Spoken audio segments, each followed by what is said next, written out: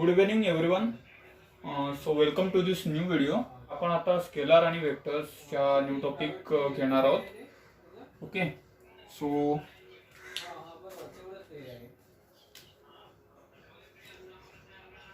Scalar and vectors simple topic आहे हा. आणि आपण ऑलरेडी हा जो टॉपिक आहे तो लास्ट टाइमला क्लासरूममध्ये घेतलेला होता.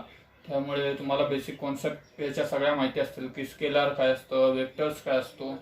आणि हा जो टॉपिक आहे हा सीईटी मध्ये याच्यातला एखाद दुसरा क्वेश्चन विचारला जातो, म्हणजे हार्डली 2 ते 4 मार्काला मॅक्सिमम असेल. ओके, सो आता याची आपण एक क्विक रिव्हिजन करणार आहोत. सो बेसिक टर्म तर स्केलर आणि वेक्टर्स याच्यामधनं आपल्याला सीईटीला विचारतात काय, नेमका एक्झामला किती येतो याच्यातला. याच्यामधनं पहिला पार्ट तर जी वेक्टर्सची स्केलर आणि वेक्टर मध्ये ऍक्च्युअल मध्ये तुम्हाला सांगू तर 2 टर्म असतात. एक तर स्केलर्स वाले असतात, दुसरी म्हणजे वेक्टर्स वाले असतात. ठीक आहे, ईच टर्म याच्यामधनं तुम्हाला बेसिक काही थेअरी क्वेश्चन्स वगैरे विचारू शकतात की बाबा स्केलर मध्ये काय काय येतो, कुठली क्वांटिटी स्केलर असते आणि कोणती क्वांटिटी वेक्टर असते. सपोज की डिस्प्लेसमेंट इज आहे असा क्वेश्चन येईल तुम्हाला आणि खाली ऑप्शन्स मध्ये विचारतील की वेक्टर क्वांटिटी आहे, स्केलर क्वांटिटी आहे, नन ऑफ दिस आहे किंवा आणखी काहीतरी. अशा टाईपचे तुम्हाला क्वेश्चन्स वगैरे ते विचारू शकतात थेअरीमध्ये. आणि जर न्यूमरिकली पॉइंट ऑफ व्ह्यूने आपण जर बघायला गेलो तर याच्यामध्ये 2 पार्ट येतात. एक तर म्हणजे ऍडिशन ऑफ वेक्टर येतो आणि दुसरा म्हणजे मल्टिप्लिकेशन ऑफ वेक्टर येतो. ओके, ऍडिशन ऑफ वेक्टर आणि दुसरा म्हणजे मल्टिप्लिकेशन ऑफ वेक्टर. ओके, आता ऍडिशन आणि मल्टिप्लिकेशन मध्ये म्हणजे इथे ऍडिशन म्हणजे ऍडिशन सबट्रॅक्शन दोन्ही आला ते याच्यातच कन्सिडर होतं आणि एक मल्टिप्लिकेशनचा पार्ट असतो. ऍडिशन मध्ये ऍक्च्युली 3 प्रॉपर्टीज असतात, आपले 3 लॉज असतात. त्या 3 लॉजनी आपण वेक्टर जे 2 वेक्टर्स असतात त्यांची ऍडिशन वगैरे आहे ती करतो. 3 ते लॉज आहेत ते कोणते आहेत त्यांची पण एकदा क्विक रिव्हिजन करूयात. त्याच्यामधला जो पहिला लॉ आहे तो कोणता आहे? पहिला लॉ आहे triangle law. Yes, triangle law of vector addition. second one is polygon law. And the last one is parallelogram law. Parallelogram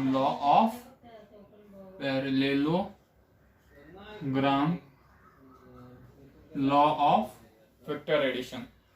okay, तिन्ही पण सिंपल लॉज आहेत.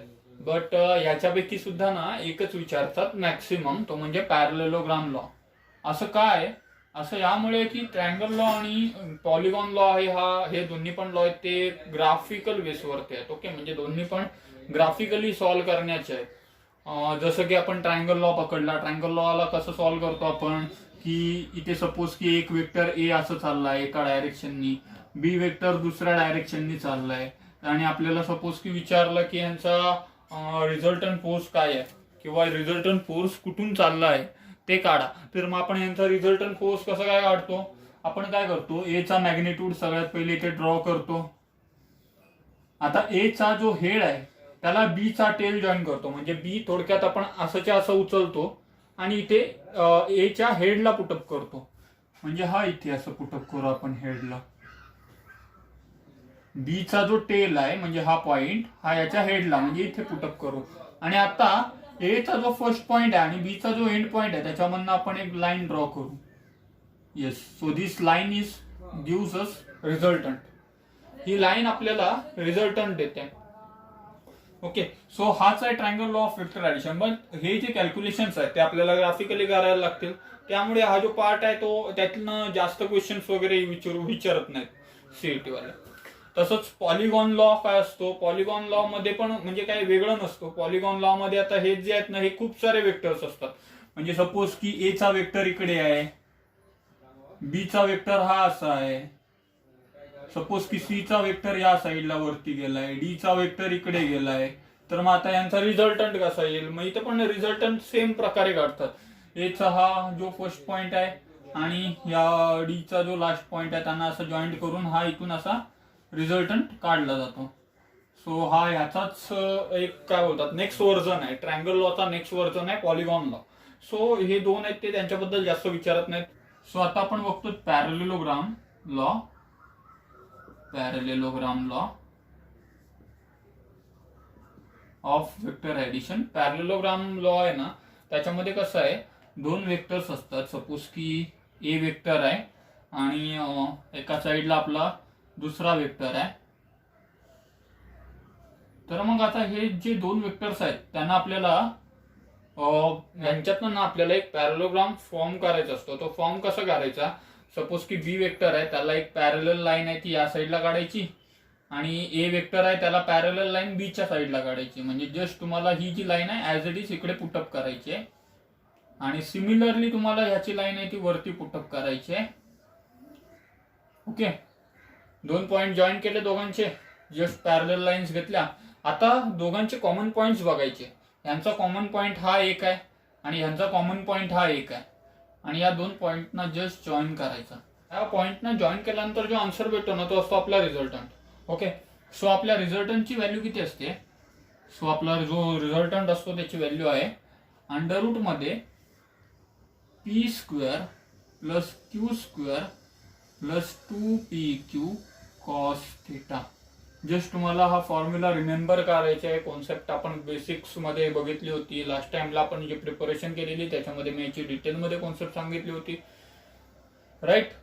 सो आता आपण जसं याचा रिझल्टंट बघितला तसंच याचा आपल्याला अँगल सुद्धा बघायचा आहे. सो नेक्स्ट टर्म बघा त्यांनी काय दिलेली आहे, त्यांनी दिलेलं आहे tan alpha equal to, tan अल्फाची आता व्हॅल्यू किती असते, येस, टॅन अल्फाची जी व्हॅल्यू आहे ती असते Q sine theta upon P plus Q cos theta. आता इथे तुम्ही एक गोष्ट नोटीस केली असाल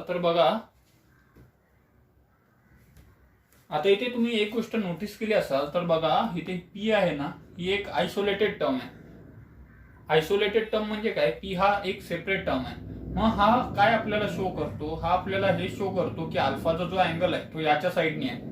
म्हणजे पी वेक्टर कसं चाललंय, आपला पी वेक्टर या साईडने चाललेला आहे, राईट. सो पीच्या साईडला आपला अल्फाचा जो अँगल असेल तो टिल्ट करेल. म्हणजे ह्या साईडला आपला अल्फाचा अँगल असेल, हा क्यू ची साईड झाली, ही पी ची साईड झाली, ही जी पी ची साईड गेले ना त्या बाजूने आपला हा जो अँगल असेल तो टिल्ट केलेला असेल, ज्या साईडला आयसोलेटेड असतो. आता क्यू बघा, क्यू वरती साइन सोबत आलाय आणि क्यू खाली कॉस सोबत आलाय, म्हणजे तो कोणासोबत तरी आलेला आहे ऑलरेडी, त्यामुळे तो क्यू सोबत अँगल नाही जाणार आपला. चला ठीक आहे. सिमिलरली आपण एक टॅन बीटासाठी पण बघूयात, म्हणजे तुमची कॉन्सेप्टच क्लिअर होईल याच्याबद्दल.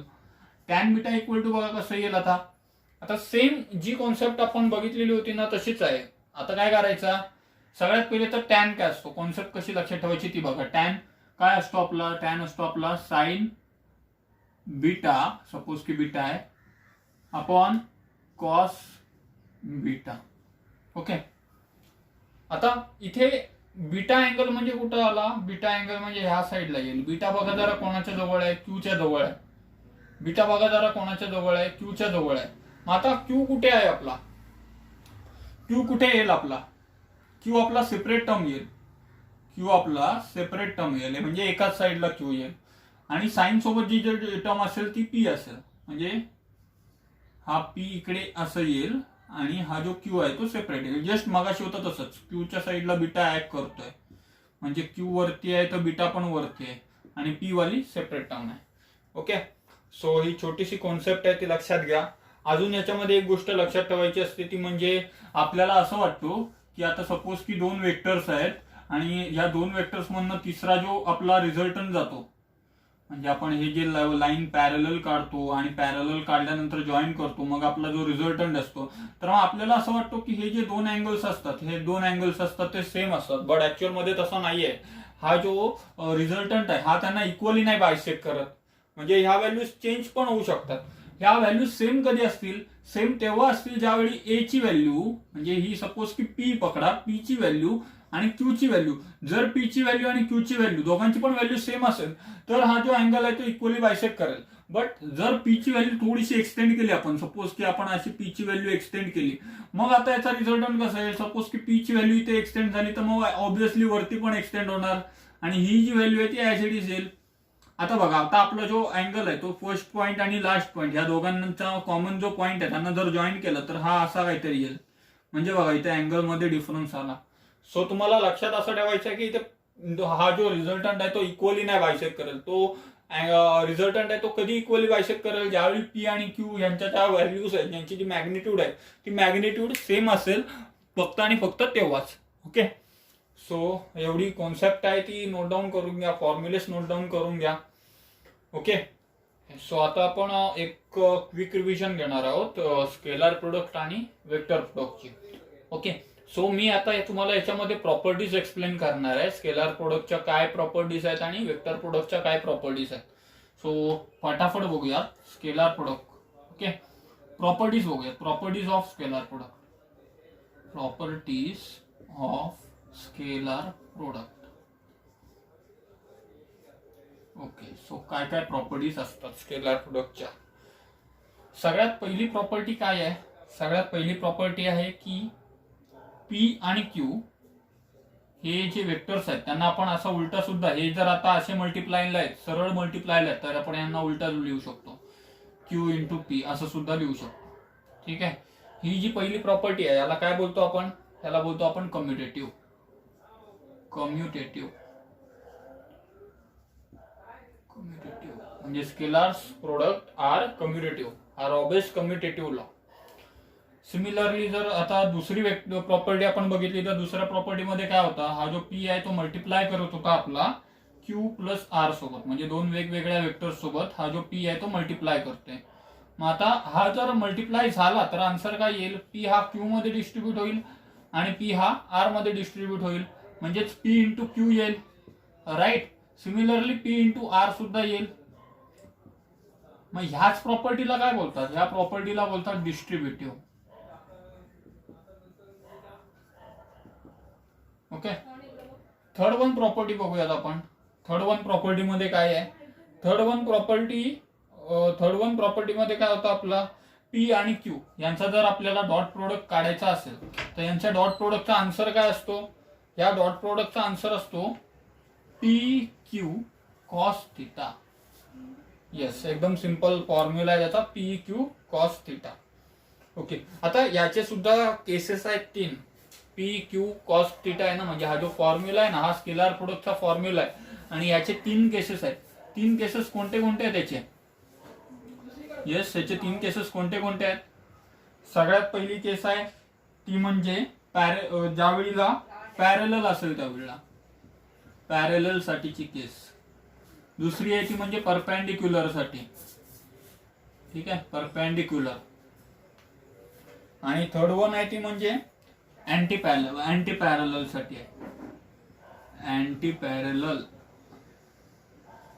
ओके, आता पॅरेलल केस मध्ये काय होतं? ज्यावेळीला दोन वेक्टर पॅरेलल असतात, म्हणजे सपोज की पी वेक्टर असा आहे आणि क्यू वेक्टर सुद्धा असाच आहे, दोन्ही पण सेम एकाच डायरेक्शन मध्ये चालले, तर मग ज्यावेळी एकाच डायरेक्शन मध्ये जातात ना त्यावेळी या दोघांचा जो अँगल आहे तो झिरो होतो, म्हणजे थिटाची व्हॅल्यू आपली झिरो येते. जस्ट तीच व्हॅल्यू जर याच्यामध्ये आपण पुटअप केली तर पी क्यू कॉस झिरो, आणि कॉस झिरोचा आन्सर किती असतो? कॉस झिरोचा आन्सर असतो 1, म्हणजे या होल टर्मचा जो आन्सर आहे तो येईल 1. 1 into P Q is P Q. So parallel केसमध्ये यांचा जो आन्सर येतो तो किती येतो? P into Q. जस्ट एवढाच आन्सर आहे. ओके, आणि ह्या मॅग्निट्यूड काढतो आपण, सो त्यांना वेक्टर लागणार नाही. जर आपण सेकंड फॉर्म्युला बघितला, सेकंड फॉर्म्युलामध्ये कसं होतं? दोन वेक्टर्स आहेत ते परपेंडिक्युलर होते. सपोज की पी असा चाललाय, हा चला पी खाली घेतो आपण, पी असं चाललाय आणि क्यू असं चाललाय, दोघांच्या मधला जो अँगल आहे तो किती आहे? 90 डिग्री आहे. 90 डिग्रीचा दोघांमध्ये अँगल आहे, म्हणजे इथे थिटा आपला किती झाला? 90 डिग्री झाला. आणि 90 डिग्री ज्यावेळी थिटा 90 डिग्री येतो त्यावेळी ह्याची व्हॅल्यू काय होईल? P Q into cos 90. आणि कॉस 90 ची व्हॅल्यू किती असते? येस, कॉस 90 ची व्हॅल्यू आहे ती 0 असते. सो परपेंडिक्युलर केसमध्ये जर झिरो ह्याचाच आन्सर आपला 0 येईल आणि 0नी सगळ्या टर्मला मल्टिप्लाय केलं तर त्याचा पण आन्सर 0च येईल. सो परपेंडिक्युलरच्या केसमध्ये जो आपला आन्सर आहे तो येतो 0. आणि येस, आता अँटी पॅरलल मध्ये कसं असतो? अँटी पॅरलल मध्ये एक वेक्टर असं चाललाय आणि दुसरा वेक्टर आहे तो असं चाललाय. बघा, याच्या अपोजिटला हा चाललाय, म्हणजे आता दोघांमध्ये जी साईन आहे ती कशी येईल? मायनसची साईन येईल. बाकी आन्सर सेम असेल, इथे थिटाची व्हॅल्यू 0च असेल. बट अँटी पॅरलल म्हणजे एक असं एका बाजूला चाललाय आणि दुसऱ्या बाजूला चाललाय. सो यांच्यामध्ये जो आन्सर येईल ना त्याची जी व्हॅल्यू आहे ती येईल -PQ. म्हणजे आन्सर या दोघांचा पॅरलल आणि अँटी पॅरललचा सेम आहे, बट अँटी पॅरलल म्हणजे वेगळ्या डायरेक्शन मध्ये चाललोय, अपोजिट डायरेक्शन मध्ये चाललोय तो. सो त्याच्यासाठी यांचा जो आन्सर आहे तो मायनस मध्ये आहे. ओके. याच्या अजून सुद्धा प्रॉपर्टीज आहेत, एवढं नोट डाऊन करून घ्या पहिले. मी फटाफट रफ करतोय हे. ओके.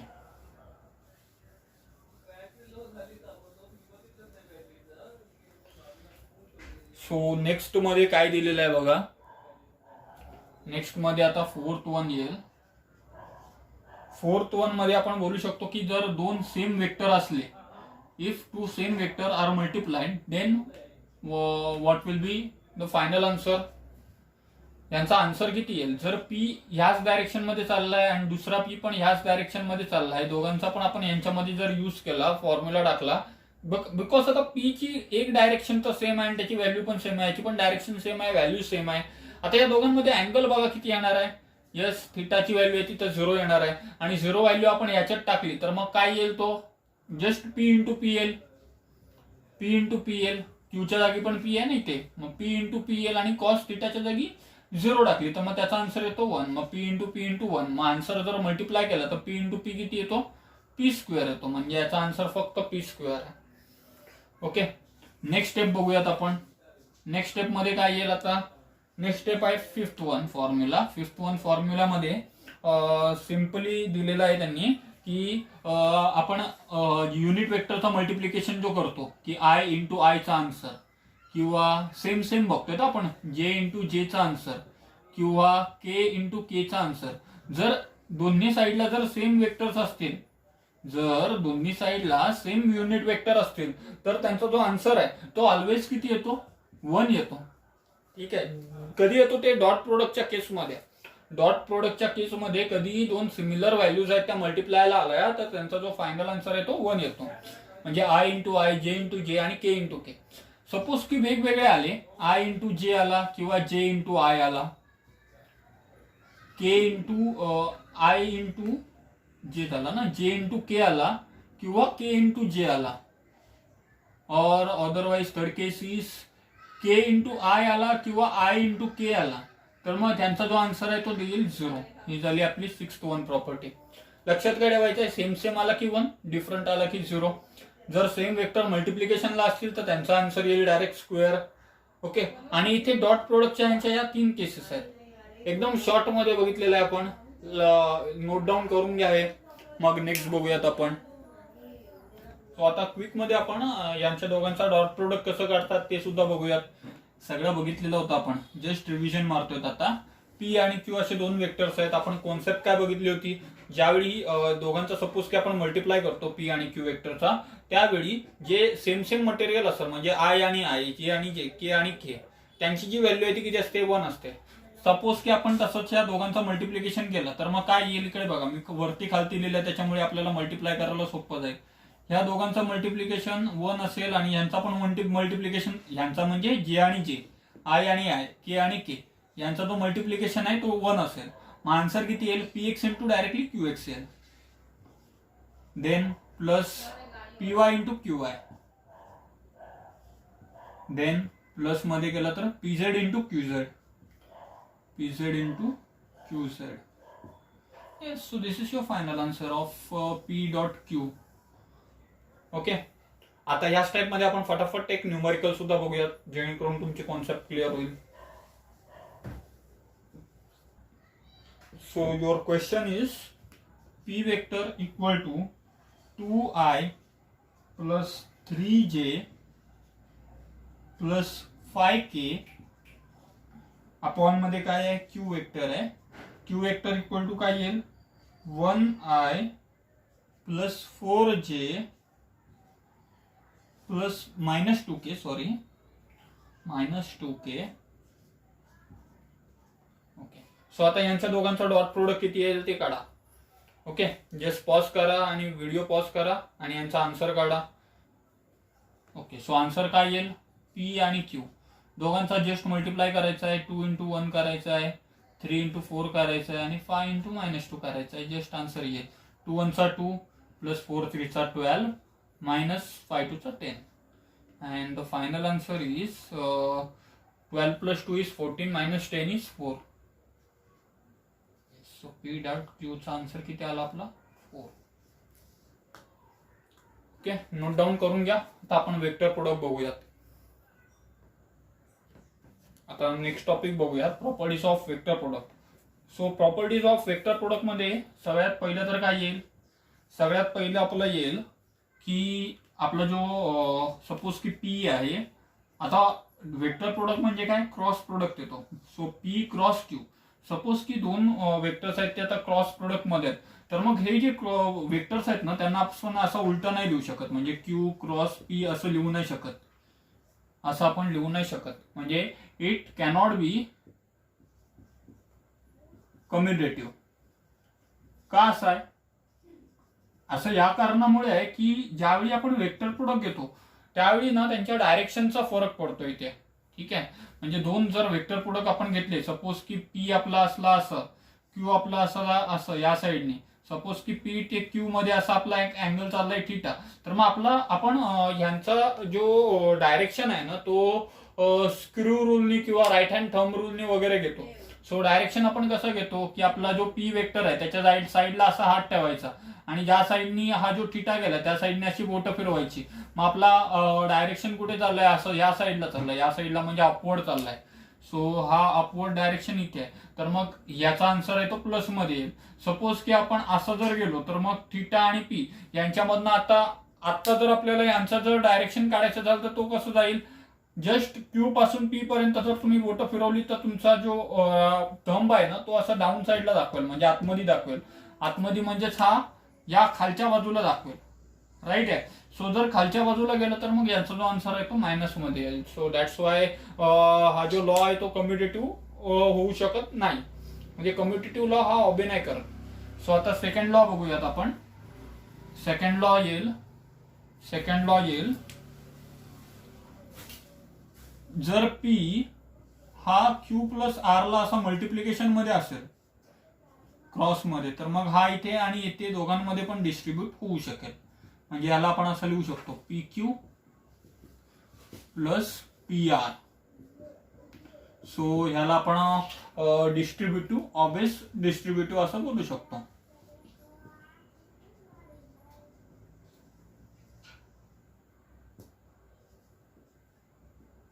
ओके, सो नेक्स्ट बघूया थर्ड वन मध्ये आता पी क्रॉस क्यूचं आन्सर आपलं काय येईल. पी क्रॉस क्यूचं जर आपण आन्सर घेतला तर काय येईल, पी क्रॉस क्यूचं फॉर्म्युला असतो P vector into Q vector into sine theta.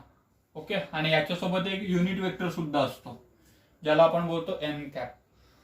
तर मग आता याचे जर 3 केसेस बघितले तर 3 केसेस कोणाकोणासाठी येतात. एक तर मग येतो हा पॅरलल साठी, सेकंड वन मध्ये येतो हा परपेंडिक्युलर साठी, आणि थर्ड वन मध्ये हा येतो अँटी पॅरलल साठी.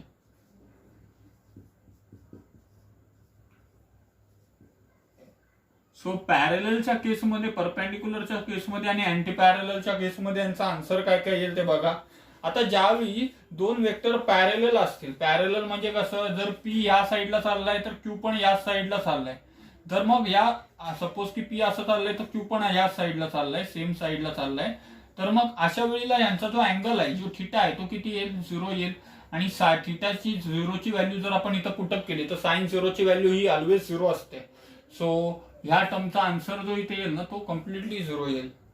सिमिलरली अँटी पॅरललला बघितलं तरी त्यांचा आन्सर येईल 0. बट जर फक्त 0 लिहिलं तर तुमचे जे मार्क्स आहेत ते कट होतील. ठीक आहे, इथे 0 कधीच नाही लिहायचा, लिहिताना लिहायचा 0ला असा वेक्टर लिहायचा. हा 0 वेक्टर ही सुद्धा वेक्टरची टर्म आहे, त्याला नल वेक्टर बोलतो आपण किंवा 0 वेक्टर बोलतो. मग त्यांना पॉवरला त्याच्या म्हणजे वरती त्याच्या डोक्यावरती अशी लाईन मारायची, वेक्टरची साईन आहे ती. ओके, सो नेक्स्ट त्यांनी काय दिलेलं आहे, परपेंडिक्युलर. आता परपेंडिक्युलर साठीचा त्याचा आन्सर काय येईल, परपेंडिक्युलर साठी येतो बघा इथे. परपेंडिक्युलर म्हणजे पी असं आहे आणि क्यू ह्या साईडला चाललाय.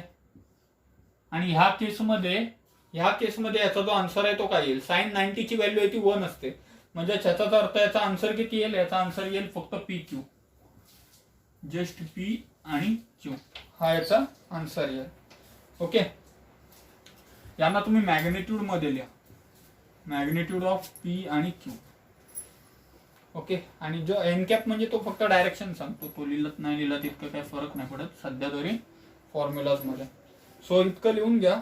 नेक्स्ट आता यांचे जे आय आणि आय जे के च्या फॉर्म मध्ये जे आन्सर्स आहेत ते आपण बघणार आहोत. ओके,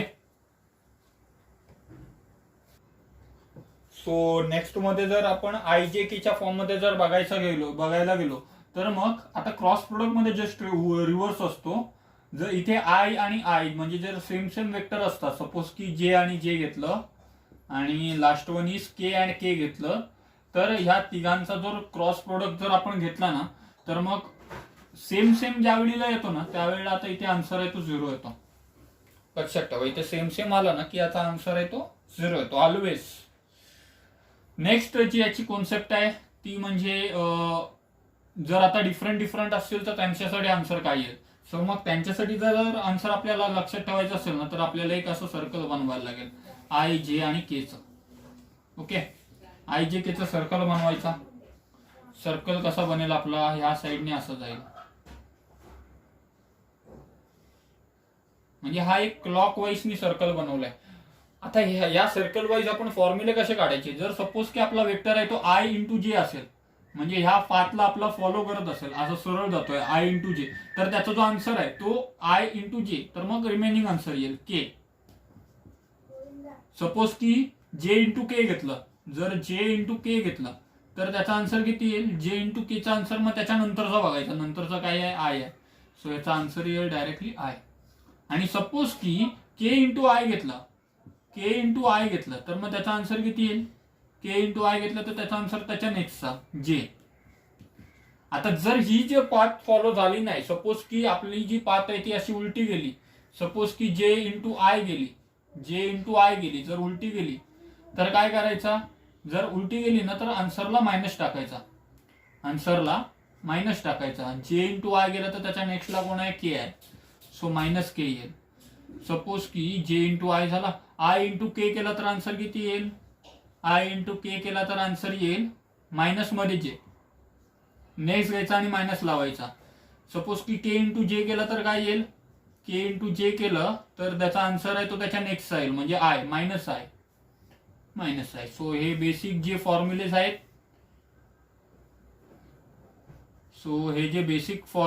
ते लक्षात घ्या आणि नोट डाऊन करून घ्या. सपोज की it is P X I plus P Y जे प्लस पी झेड के आणि इथे असेल Q X I plus Q Y जे प्लस क्यू झेड के. तर मग आता ह्यांचा जो क्रॉस प्रोडक्ट आहे तो क्रॉस प्रोडक्ट कसा काढायचा, तर मग पी आणि क्यूचा क्रॉस प्रोडक्ट कसं काढायचं, इथे डायरेक्ट तुम्हाला शॉर्टकट मेथड देतोय. शॉर्टकट मेथड आहे की आपण डिटर्मिनंटने यांचा क्रॉस प्रोडक्ट काढतो. डिटर्मिनंट मध्ये काय करायचं आहे बघा, हे जे टर्म आहेत आयची, इथे कोण आहे जे आहे आणि या साईडला आहे के, त्यांना पहिले तर लिहून घ्यायचा. आयला इथे लिहून घ्यायचा, जे ला इथे लिहून घ्यायचा आणि के ला इथे लिहून घ्यायचा. आता त्यांच्यासोबतचे कोइफिशियंट लिहायचे. आयच्या सोबत इथे कोण आहे पी एक्स क्यू एक्स, लिहा खालोखाल पी एक्स आणि क्यू एक्स. जेच्या सोबत कोण आहे P Y Q Y, so P Y आणि Q Y.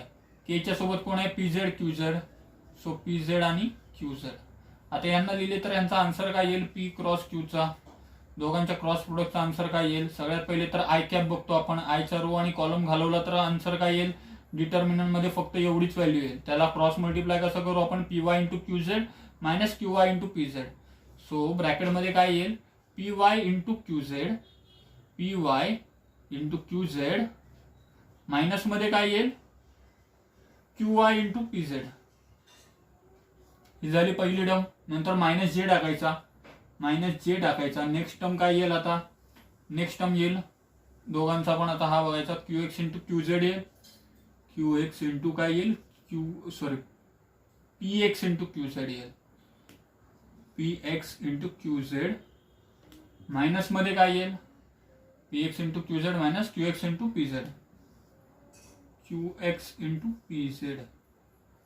Okay. And plus K, K into काय येईल आता इथे, K into last term Q X into Q Y, P X into Q Y, P X into Q y minus Q X into P Y, Q X into P Y. So yes, this is your final answer of P cross Q. याच्या cross प्रोडक्टचा हा final answer आहे. Note down करून